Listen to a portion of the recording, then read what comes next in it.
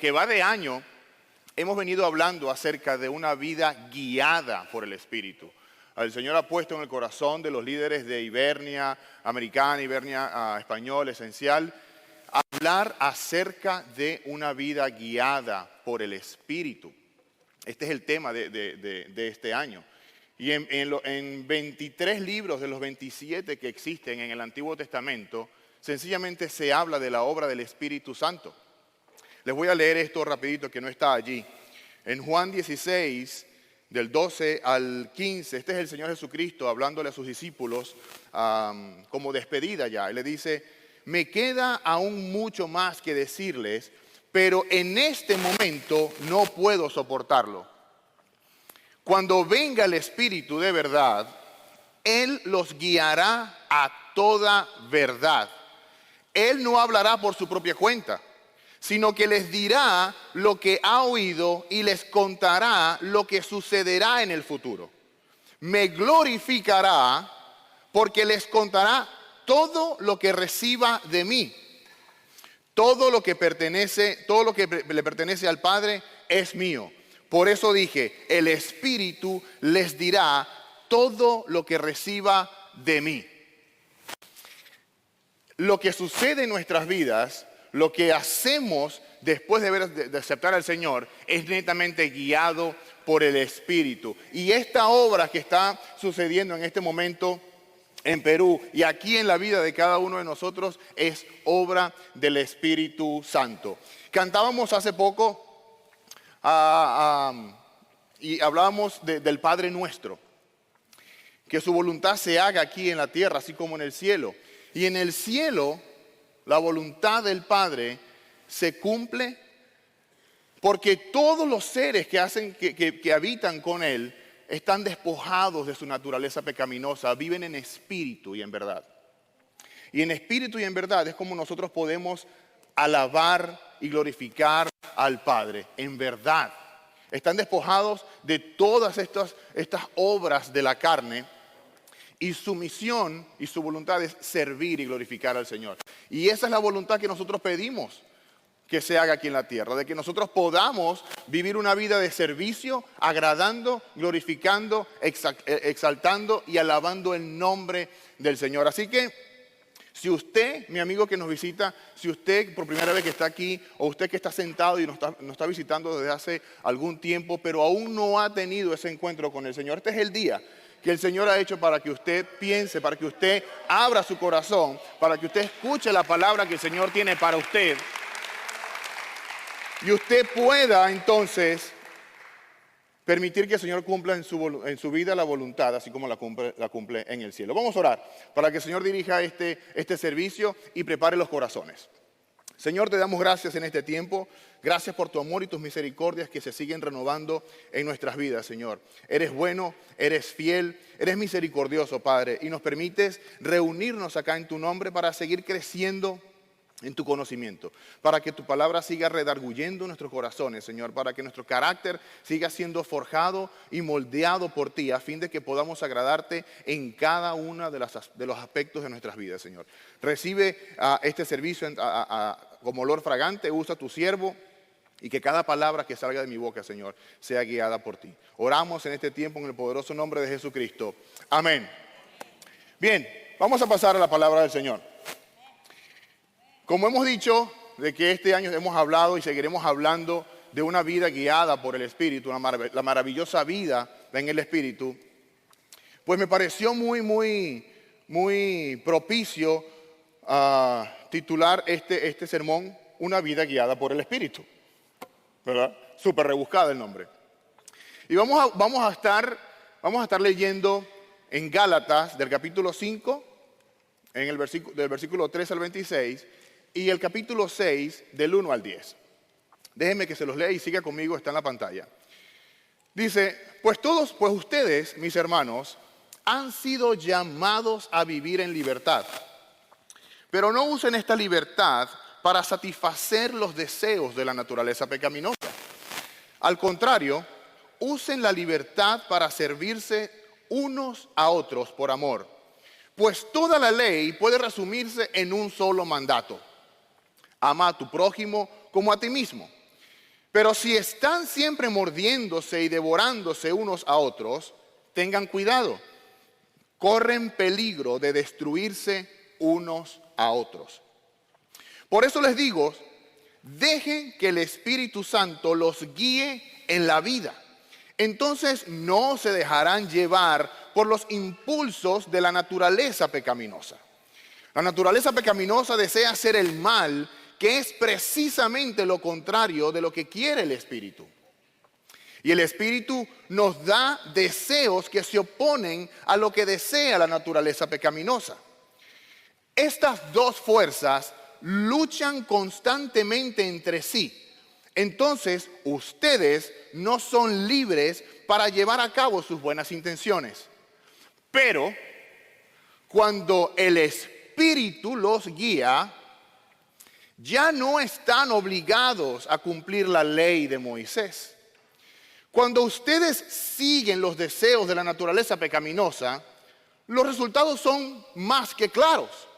Inmoralidad sexual, impureza, pasiones sensuales, idolatría, hechicería, hostilidad, peleas, celos, arrebatos de furia, ambición egoísta, discordias, divisiones, envidias, borracheras, fiestas desenfrenadas. Y si usted está leyendo eso y dice, bueno, menos mal que mi pecado no está nombrado allí, Pablo dice, y otros pecados parecidos. No se le escapó nada. Permítanme repetirles lo que les dije antes. Cualquiera que lleve esa clase de vida no heredará el reino de Dios. En cambio, estos cambios que hace Pablo son majestuosos. Dice, la clase de fruto que el Espíritu Santo produce en nuestra vida es amor, alegría, paz, paciencia, gentileza, bondad, fidelidad, humildad y control propio, ante los cuales no existen leyes. Los que pertenecen a Cristo Jesús han clavado en la cruz las pasiones y los deseos de la naturaleza pecaminosa y los han crucificado allí. Ya que vivimos en el Espíritu, sigamos la guía del Espíritu en cada aspecto de nuestra vida. No nos hagamos vanidosos, ni nos provoquemos unos a otros, ni tengamos envidia unos de otros. El capítulo 6 continúa diciendo, amados hermanos, si otro creyente está dominado por algún pecado, ustedes que son espirituales deberían ayudarlo a volver al camino recto con ternura y humildad. Y tengan mucho cuidado de no caer ustedes en la misma tentación. Ayúdense a llevar los unos las cargas de los otros y obedezcan de esa manera la ley de Cristo. Si te crees demasiado importante para ayudar a alguien, solo te engañas a ti mismo. No eres tan importante. Presta mucha atención a tu propio trabajo, porque entonces obtendrás la satisfacción de haber hecho bien tu labor y no tendrás que compararte con nadie, pues cada uno es responsable de su propia conducta. Los que reciben enseñanza de la palabra de Dios deberían proveer a las necesidades de sus maestros, compartiendo todas las cosas buenas con ellos. Nuevamente, no se dejen engañar. Nadie puede burlarse de la justicia de Dios. Siempre se cosecha lo que se siembra. Los que viven solo para satisfacer los deseos de su propia naturaleza pecaminosa, cosecharán de esa naturaleza destrucción y muerte. Pero los que viven para agradar al Espíritu, los que viven guiados por el Espíritu, del Espíritu cosecharán vida eterna. Así que no nos cansemos de hacer el bien, porque a su debido tiempo cosecharemos numerosas bendiciones si no nos damos por vencidos. Por lo tanto, siempre que tengan la oportunidad, hagan el bien a todos, en especial a la familia de la fe. Amén. Un texto bastante largo que engloba muchísimas cosas para estudiar y para analizar.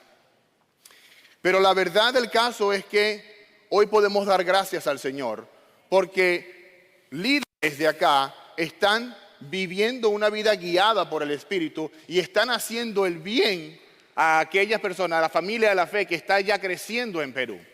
Así como también lo seguimos haciendo aquí en esta mañana.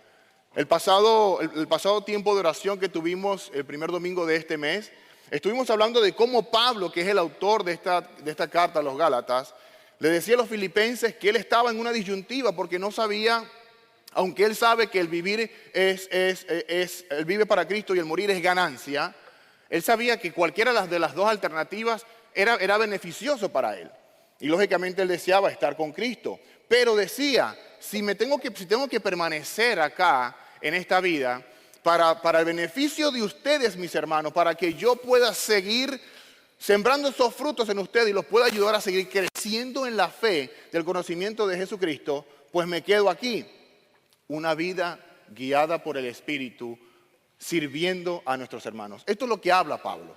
Ahora fíjense, imagínense ustedes que están conduciendo por una carretera de montaña. Imagínense conmigo esta imagen, valga la redundancia. Que usted está manejando por una carretera de montaña en medio de una tormenta. Los que son de Venezuela, pues sabemos que allá tenemos muchas montañas y hay una ciudad que se llama Mérida, que cuando usted va para Mérida, son muchas montañas, son muchas curvas, una carretera muy angosta de 2 canales. No sé si en su país también debe tener alguna carretera de esta muy peligrosa, que es por la montaña. A medida que estamos en lluvia y la lluvia es intensa, el viento sacude el auto y la visibilidad es casi nula. Las curvas son peligrosas, la carretera está resbaladiza y para colmo, los faros del auto no iluminan lo suficiente. A medida que avanzan, empiezan a sentir que pierden el control. Las llantas patinan, el volante se vuelve inestable y el miedo comienza a apoderarse de ustedes, como es lo natural. En ese momento solamente hay 2 opciones. Uno es aferrarse al volante con desesperación, confiando en su propia habilidad, aunque saben que no tienen experiencias en esas condiciones.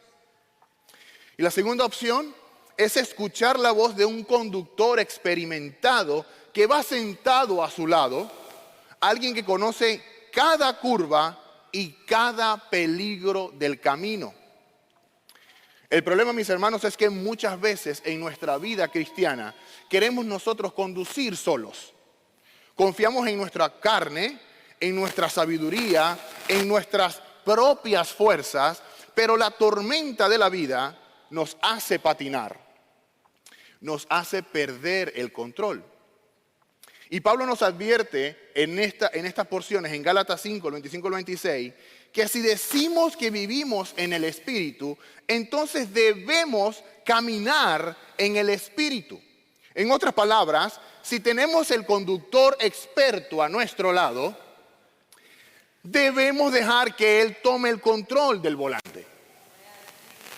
Cuando no lo hacemos, la vanagloria, la envidia y la provocación entre hermanos nos sacan del camino. Pero, ¿qué pasa cuando alguien derrapa y termina en la cuneta del pecado? La cuneta, ¿sabe? La zanja que se sale del camino. En el bolsillo, dice, ¿qué suena? Aquí. Lo ponemos aquí en el bolsillo. Ahí va. Bien. Gracias. De nada. Gracias por... ¿Ves? Eso es lo que hace el cuerpo de Cristo acá. Ahora, ¿qué pasa si nos salimos de la carretera y nos caemos? Nos salimos del camino y caemos en el precipicio, en la cuneta del pecado. Ahí es donde entra Gálatas 6, del 1 al 2. Donde se nos llama a restaurar con mansedumbre a los que han caído, ayudándolos a volver a la carretera, no los dejamos abandonados allí, bajo la tormenta, los ayudamos a levantarse, les recordamos que hay un mejor camino y los guiamos de nuevo a la dirección correcta. Les abrimos las puertas del cielo, no se las cerramos como hablábamos el domingo pasado.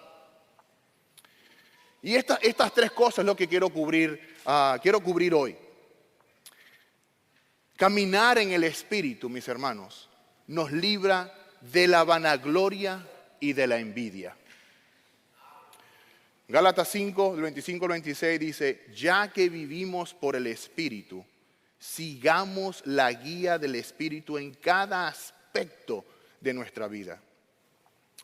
No nos hagamos vanidosos, ni nos provoquemos unos a otros, ni tengamos envidia unos por los otros.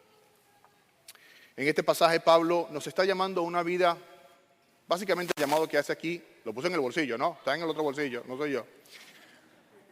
Si suena mucho me cambio, agarro otro micrófono, no pasa nada. En este pasaje Pablo nos está invitando a que tengamos una vida coherente, porque si nosotros decimos que vivimos una vida guiada por el Espíritu, debemos mostrar eso. No es solamente decirlo, sino actuarlo. No actuarlo de manera de que estamos pretendiendo hacerlo, sino que nuestra manera de vivir refleje y sea coherente con lo que decimos que creemos. No basta con decir que somos creyentes, si realmente nuestra vida no refleja que somos creyentes.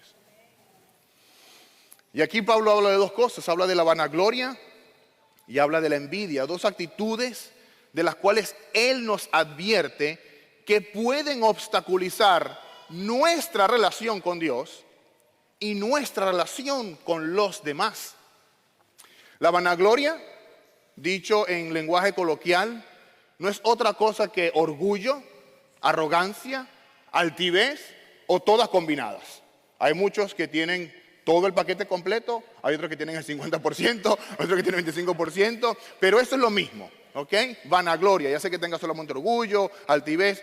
Hay personas que son bastante exitosas en esto, si se puede llamar éxito. Pero Pablo nos advierte y nos dice, no, la envidia por el otro lado es un resentimiento, es el resentimiento por los que otros tienen o logran. Y estas actitudes nacen de la carne y destruyen la unidad del pueblo de Dios. Cuando nos despojamos no de los frutos de la carne, sino de las obras de la carne, fíjense que todas esas obras que listamos hace poco son obras que perjudican a otro. No son frutos, son obras de la carne. Mientras que el fruto del Espíritu, aunque se habla de manera singular, engloba 7 actitudes que lo que hacen es construir una relación entre nosotros y el Padre y entre nosotros y nuestros hermanos. La vanagloria es el deseo de exaltarnos a nosotros mismos, de recibir reconocimiento, de sentirnos superiores a los demás. Y esta actitud nos lleva a comportarnos con otros, a compararnos, con otros y a menospreciar a quienes consideramos inferiores.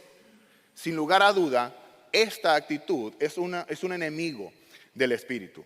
Filipenses 2:3 dice, nada hagáis por contienda o por vanagloria, antes bien, con humildad, estimando cada uno a los demás como superiores a él mismo. Y cuando leemos esto, lógicamente pensamos en esa parábola que el Señor habló acerca del fariseo y el publicano. ¿Sí recuerdan esa parábola? En el que el fariseo oraba con orgullo, agradeciéndole que no era como los demás, que no era delincuente como los demás, que no era altivo como los demás, que no era orgulloso como los demás, que no era ladrón como los demás, que no era infiel como los demás. En cambio, el publicano con humildad reconoció su pecado y pidió misericordia a Dios. Jesús dijo que el publicano fue justificado, pero el fariseo no. Porque cualquiera que se enaltece será humillado, y el que se humilla será enaltecido. Eso es la vanagloria. La envidia, por el otro lado, nos hace sentir resentimiento por el éxito o las bendiciones de otros. Otro obstáculo también para la unidad.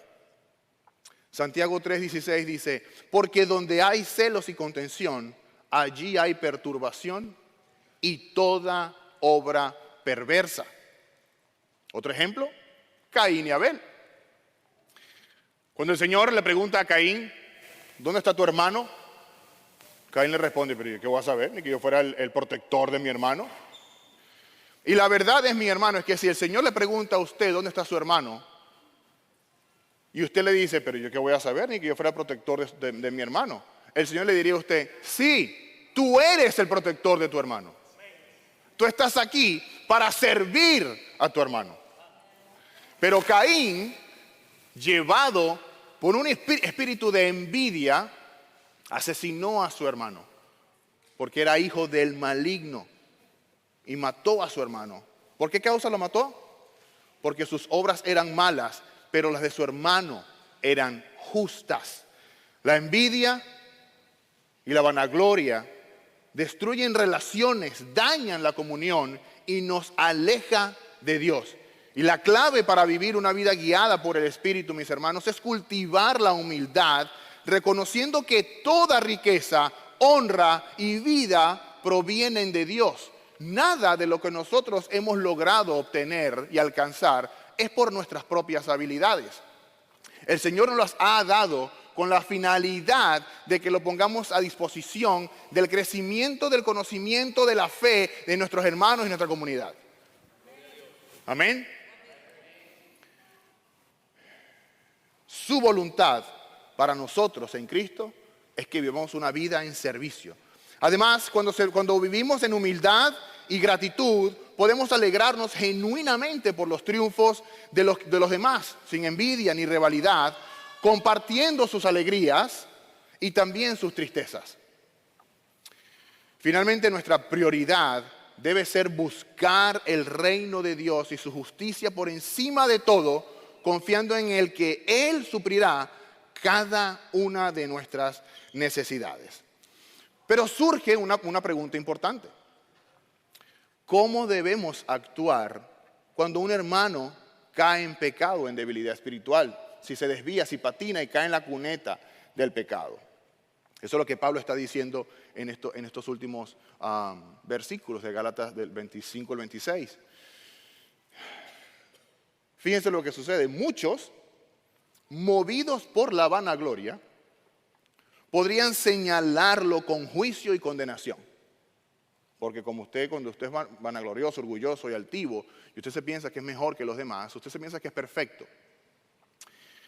Leí en estos días que los hombres que oran por una mujer perfecta, por la mujer perfecta para sus vidas, cuando la tienen, se dan cuenta de que, Señor, pedí una mujer tan perfecta que ahora me doy cuenta que siempre estoy equivocado. Es tan perfecta que el que siempre está equivocado soy yo. Eso no me pasa a mí, eso no me pasa a mí. Eso no me pasa a mí. Mire cómo se ríen. Pero cuando usted se cree que es perfecto, cuando usted se cree que usted no tiene ningún problema, sí, el matrimonio es la universidad, es la escuela que el Señor nos pone para poder aprender y servir a los demás, con amor. Fíjense, gracias, mi amor, porque tú me amas y me soportas también.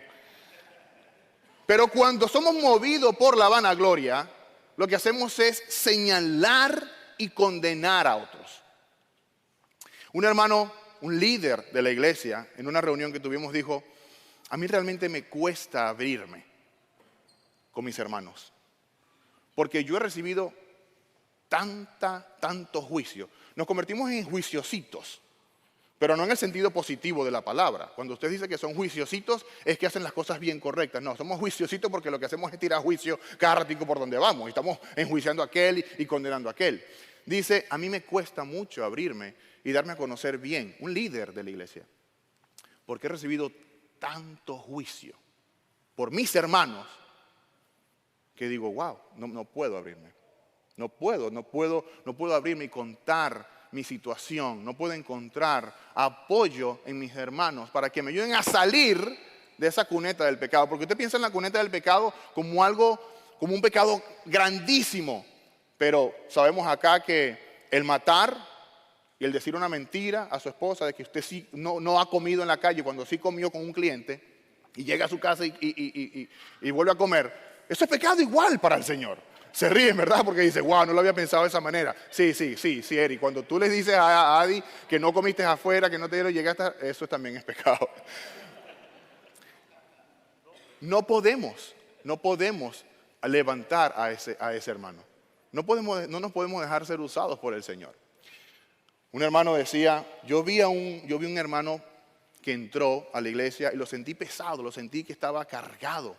Y le dije, déjame orar por ti. ¿Hay algo específicamente que tú quieres que yo ore por ti? Y le dijo, solamente ora por mí.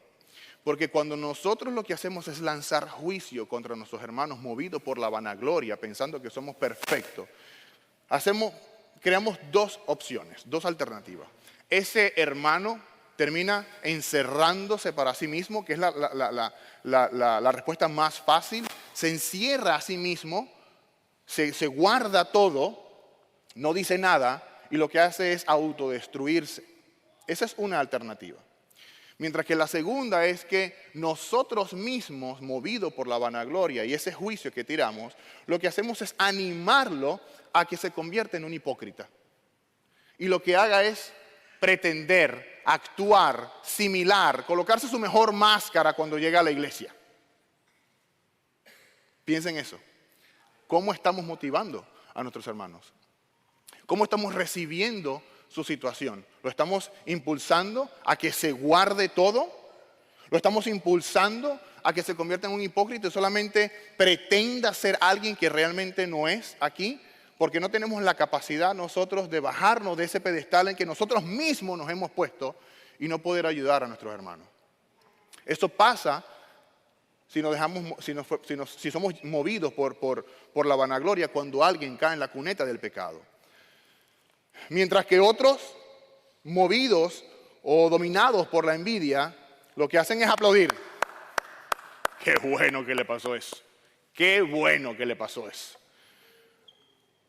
Aplaudimos secretamente la caída de nuestro hermano porque nos invade la envidia.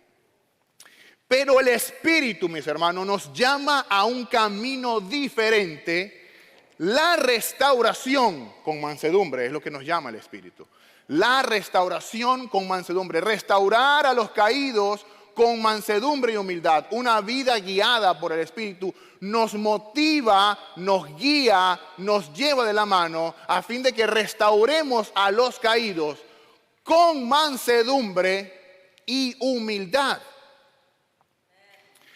Ese es el mandato de la restauración, que lo conseguimos en Gálatas 6, del 1 al 2. Dice, amados hermanos, si otro creyente está dominado por algún pecado, ustedes que son espirituales, y cuando dice aquí que son espirituales, es porque primeramente son guiados por el Espíritu, pero son maduros en el conocimiento de la fe. Maduros. La madurez se produce permaneciendo en el Espíritu, no permaneciendo en las obras de la carne. La madurez en el Espíritu, la madurez espiritual es fruto de la permanencia de nosotros en el Espíritu. Ustedes que son espirituales deberían ayudarlo a volver al camino recto con ternura y humildad. Con ternura y humildad. Y tengan mucho cuidado de no caer ustedes en la misma tentación. Y la tentación, esta misma tentación, no quiere decir que pueden caer en la tentación en la que su hermano cayó, que puede ser, pero sino la tentación de juzgarlo o de envidiarlo. Nos convertimos en jueces. Deberían poner un anexo ahí en el Antiguo Testamento para nosotros, la lista de los jueces. Sí, ¿verdad? Pablo nos da la instrucción de que cuando un hermano cae, los que son espirituales deben restaurarlos con mansedumbre. Y la triste realidad, yo espero que yo estoy diciendo esto y usted no esté dentro de esta estadística. La triste realidad es que la madurez espiritual solamente está en un grupito muy pequeño en una iglesia, cuando debería ser la mayoría. La mayoría de los que hacemos vida en una comunidad de creyentes, debemos animarnos, debemos motivarnos a ser maduros espirituales, a alcanzar esa madurez espiritual. Nosotros aquí en Ibernia y en Esencial propiciamos eso. Y el CTE es una manera que usted tiene para eso.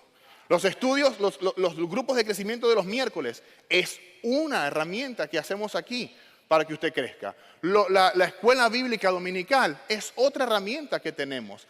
Eso aparte de su devocional diario como miembro del cuerpo de Cristo. Usted no tiene que ser, no debe tener un llamado pastoral o para ser diácono para venir a un CTE. No, porque usted lo que va a estudiar en el CTE es la palabra de Dios que el Señor le ha dado a usted para que usted pueda alcanzar esa madurez espiritual. Anímese a venir a esos estudios con la única finalidad de crecer y de madurar en el Espíritu. La palabra clave aquí es restaurar. En este segundo punto, esa es la palabra clave, restaurar. Y la palabra griega que Pablo usa para restaurar es katakirso. No sé si se pronuncia así en griego, no hablo griego. Y esa palabra significa reparar algo roto, dedicada y usada específicamente para referirse cuando un hueso estaba roto, cuando un hueso está roto o cuando la red de pesca está rota. Y las palabras que el Señor usa en la Santa Biblia, las palabras con las que el Señor anima al escritor a plasmar estas palabras, no son palabras al azar, son palabras que tienen un significado específico. Fíjense esta relación de esta palabra restaurar. Cuando nuestro cuerpo, si usted ha tenido el privilegio y el gozo de que se le haya partido un hueso alguna vez y pasar por ese dolor, yo he pasado por ahí como 5 veces.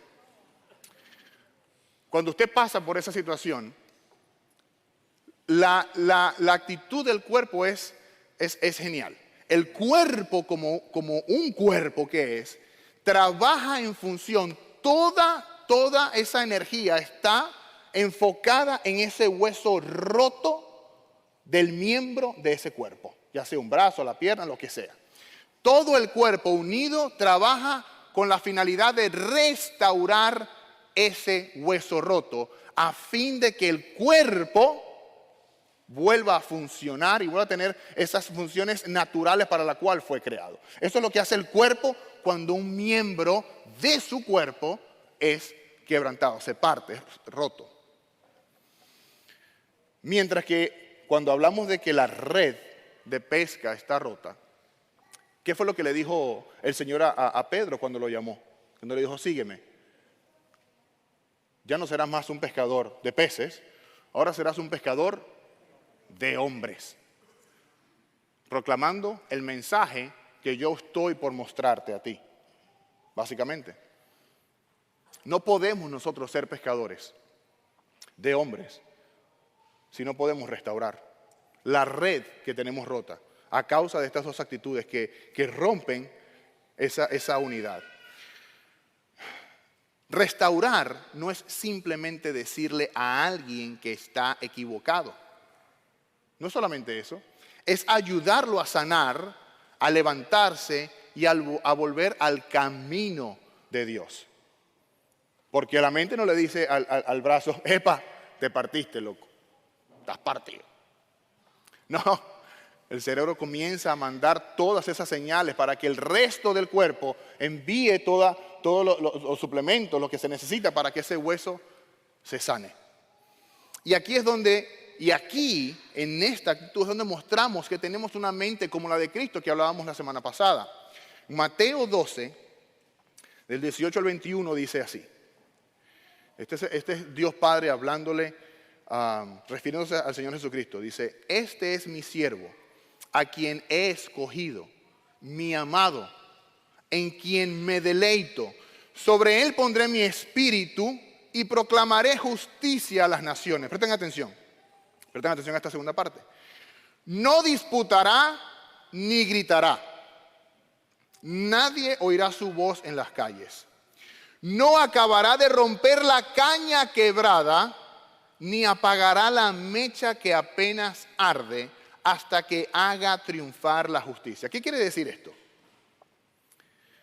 De que el Señor no vino, cuando dice a terminar de romper la caña que está quebrada, no es que ya está quebrada y la voy a terminar de partir. No es que mi hermano cayó en la cuneta del pecado, lo que voy a hacer es enjuiciarlo para que si está colgando de una ramita, se termine de caer por el precipicio. No. También dice que ni apagará la mecha que apenas arde, apenas está humeando allí, Él no la va a apagar. Porque Él dice que no va a parar hasta que haga triunfar la justicia y su nombre. Y en su nombre pondrán las naciones su esperanza. Cuando hablamos aquí de esta actitud, de esta mente de Cristo, lógicamente pensamos en el evento con María Magdalena, con la mujer que fue sorprendida en adulterio. ¿Sí?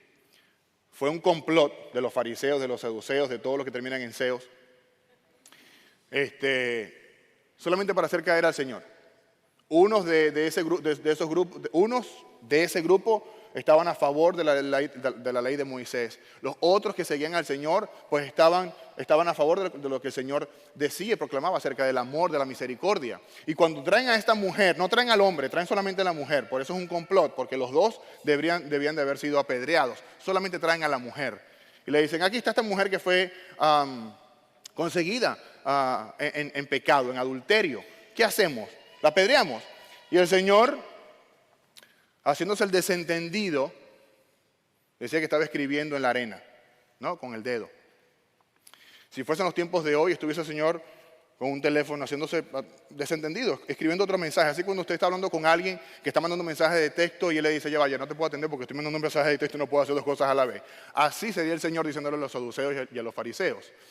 Yo creo que estaba mandando un mensaje de texto a Mateo para que incluyera ese evento allí en el Evangelio. Le dice, los fariseos siguen insistiendo, ¿qué hacemos con esta mujer? Y el Señor, si daba una de las dos respuestas que ellos esperaban, iba a generar un conflicto. Si decía sí, vamos a tirarle las piedras a esta mujer, y acabamos porque fue conseguida en adulterio, sus seguidores iban a decir, pero ¿y dónde está el amor y la misericordia de la que tú estabas predicando? Mientras que si decía, no, nadie la va a apedrear, nadie la va a asesinar, entonces los fariseos pudiesen decir, este hombre está en contra de la ley de Moisés. El Señor dice, perfecto, ¿estamos claros? El que esté libre de pecado, tire la primera piedra. Nadie tiró la piedra. ¿Y cuál fue la respuesta que el Señor le da a esta mujer? Le dice, ninguno de ellos te condena, ni yo tampoco. Anda, vete y ten cuidado la próxima vez que no te vean. No, ¿verdad que no? ¿Cómo fue que dijo? Anda y vete y no peques más. Anda y vete y no peques más. El Señor tenía la autoridad para condenar a esta mujer. Y aún así no la condenó. Autoridad dada por el Padre. Usted y yo no tenemos autoridad para condenar a nadie. Usted y yo no tenemos autoridad para quebrar o terminar de partir la caña que ya está partida. Somos llamados a restaurar. Ese es el llamado que tenemos. ¿Hasta qué hora tenemos nosotros aquí? Me quedan como 30 minutos más. Ok. Amén. Restaurar en mansedumbre quiere decir con ternura y con paciencia. Porque dice Santiago, la sabiduría que es de lo alto es primeramente pura, después pacífica, amable, benigna, llena de misericordia y de buenos frutos, sin incertidumbre ni hipocresía. Dice, y sabiendo ya cómo restaurar con mansedumbre y humildad, a veces nos preguntamos, pero ¿cómo podemos ayudar a otros si nosotros mismos no estamos firmes en nuestra fe? La verdad es que no podemos restaurar a otros si nuestra vida espiritual está descuidada. si queremos ser instrumentos de Dios, debemos sembrar una vida conforme al Espíritu. Porque dice el tercer punto, que si no estamos dispuestos a tratar con gracia a otros, entonces aún no estamos listos para restaurar. Porque lo que sembramos, eso cosechamos. Este es otro principio espiritual de la siembra y la cosecha. ¿Cómo podemos ayudar a otros si nosotros mismos no estamos firmes en nuestra fe? Si queremos ser instrumento de Dios, debemos sembrar una vida conforme al Espíritu. Y Pablo nos enseña en Gálatas 6, del 7 al 8, que todo lo que sembramos en nuestra vida tendrá una cosecha inevitable. En los últimos meses he estado asistiendo en estos días de hecho, asistí a un torneo de golf de aquí de Ibernia. Y les digo, mis hermanos, que desde el hoyo 1 hasta el hoyo 18, desde que entré a ese campo, yo estuve a 100. A 100 haciendo el ridículo, pero desde el hoyo 1 hasta el hoyo 18. Yo veía cómo esta gente agarraba y tiraba y salía derechita esa bola, ¿no? Y caía cerquita ahí en el green. Y yo decía, y yo me ponía y le daba, y la gente me decía, tienes la posición perfecta, todo estás agarrando perfecto, le dabas, y desafiaba todas las leyes de la física. Me decía, lo que acaba de suceder es imposible porque tú estabas en la posición correcta y estabas agarrando el club de la manera correcta. Pero es que la realidad es que la trayectoria de la bola de golf solamente refleja el golpe que usted le dio. Y lo que usted cosecha en su vida es lo que usted sembró. Así de simple. Es así de simple. Lo que cosechamos en la vida lo que sembramos en la vida es lo que cosechamos. Y Gálatas decía, si sembramos en la carne, vamos a cosechar en la carne muerte y destrucción. Pero si cosechamos en el Espíritu, cosecharemos vida. Es decir, sembremos en la carne o en el Espíritu, la cosecha es inevitable. Usted decide en dónde siembra. Dice el Gálatas 6, del 7 al 8, no se deje engañar, nadie se deje engañar, porque nadie puede burlarse de la justicia de Dios. Siempre se cosecha lo que se siembra. Los que viven solo para satisfacer los deseos de su propia naturaleza pecaminosa, cosecharán de esa naturaleza destrucción y muerte. Pero los que viven para agradar al Espíritu, del Espíritu cosecharán vida eterna. Pablo comienza con una advertencia y dice, no se dejen engañar, no se engañen ustedes mismos, porque Dios mismo no puede ser burlado.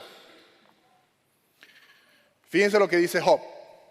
Lo conseguimos en el libro de Job, de hecho lo dice es Elifaz, su amigo, uno de los más sensatos. Allí le dice, Job, la experiencia me dice que los que siembran problemas cultivan el mal, eso es lo que cosecharán. Así como en la agricultura, en la vida espiritual, la semilla que plantamos determinará el fruto que recogemos.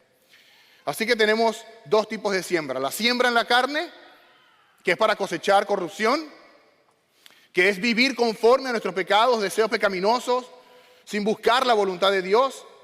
Como dice Romanos 8:13, si no está allí, siga conmigo. Porque si vivís conforme a la carne, moriréis, mas por el Espíritu hacéis morir las obras de la carne, viviréis. Sansón murió a causa de sus pasiones y de desobedecer a Dios, porque sembró siempre en la carne. Un hombre con tanta fuerza, uno de los jueces, por cierto, que encontramos en el Antiguo Testamento, cayó en las trampas del enemigo porque siempre sembró en el pecado, en las obras de la carne. Sembrar para el Espíritu es básicamente cosechar, o es igual a cosechar vida eterna.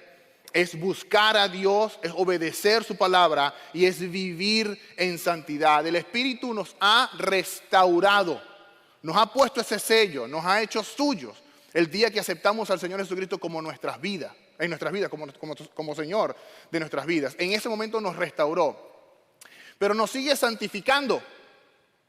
Es un proceso. El vivir lleno del Espíritu, como decía el pastor la semana pasada, No es solamente un momento de acá en el que usted se siente bien y se siente lleno del Espíritu porque está cantando una canción que le mueve todos sus sentimientos y todas sus emociones. Pero cuando sale a la calle, no muestra una vida llena del Espíritu. Entonces, tiene que revisar la siembra que usted puso. Tiene que revisar si está regando esa semilla que usted está haciendo. Porque la vida, una vida llena del Espíritu, no solamente se demuestra de 10:45 a 12:30 los domingos, se demuestra 24/7. Amén. Si sembramos fe y obediencia y servicio a Dios, cosecharemos bendiciones y vida eterna. Así como dije de Sansón, piensa en José. José sembró obediencia y fidelidad a Dios, y aunque sufrió injusticias, aunque vinieron pruebas como cantábamos, al final cosechó bendición y fue puesto en un lugar de honor. Amén. Ya estoy terminando con esto. Mis hermanos pueden ir pasando, los muchachos. La perseverancia en hacer bien nos lleva a la recompensa de Dios. Ese es el cuarto punto y con esto termino rapidito. Gálatas del 6 al 9 dice: así que no nos cansemos de hacer el bien. A su debido tiempo cosecharemos numerosas bendiciones si no nos damos por vencidos. Por lo tanto, siempre que tengan la oportunidad, hagamos el bien a todos, en especial a los de la familia de la fe. Y ya yo he dicho esto en algunas oportunidades, y el pastor también lo dijo. El momento en el que el pastor habló acerca de que en alguna parte del mundo constantemente está amaneciendo, porque como la tierra sigue girando, en alguna parte del mundo, mientras usted y yo estamos hablando, está amaneciendo. Y leemos en la palabra que las misericordias del Señor se renuevan cada mañana. Es decir, que sus misericordias son constantes. Constantes, aunque usted y yo veamos el amanecer una vez al día. Pero visto desde un panorama de 30,000 pies de altura, el Señor ve que sus misericordias son constantes. Constantes. Si usted alguna vez se ha preguntado, ¿cuál es mi función aquí? ¿Para qué fui creado yo? Usted fue creado para alabar, para glorificar, para servir al Señor y para hacer el bien a otros. Cuando usted abre los ojos,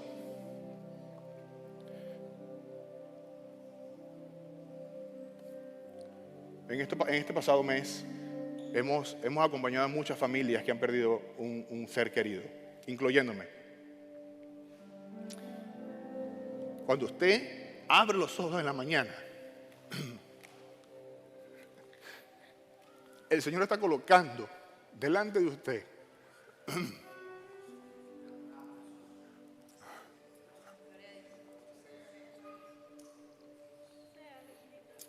un sign gigantísimo que dice: hoy tienes una oportunidad más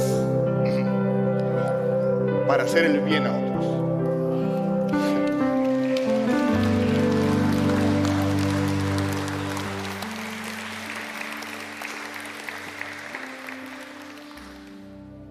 No se deje llevar por mi emoción.